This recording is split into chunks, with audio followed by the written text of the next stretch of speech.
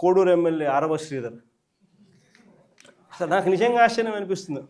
Janasena MLA అంట మోసం చేశాడని, అత్యాచారం చేశాడని చెప్పి పాపం ఆ పాప ఆందోళన చేస్తూ ఉంటే ప్రతి ఒక్కరికి కంప్లైంట్ ఇస్తే ఆ పాపను కొడుతున్నారు.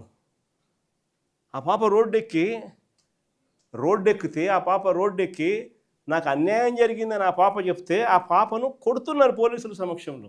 ఇంకొకడు నర్సరావుపేట ఎమ్మెల్యే, ఇంకొకడు కళ్ళ ముందరే కనిపిస్తుంది. ఎస్పీ ఆఫీసుకి పోయి బాత్రూంలోకి పోయి డోర్ కడేసుకుంటాడు.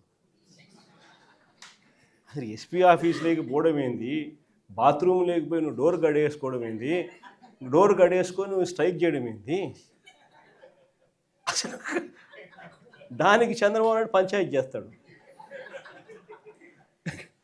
పోయి లోపల బొక్కలో వేయకుండా చంద్రబాబు నాయుడు పంచాయతీ చేస్తాడు.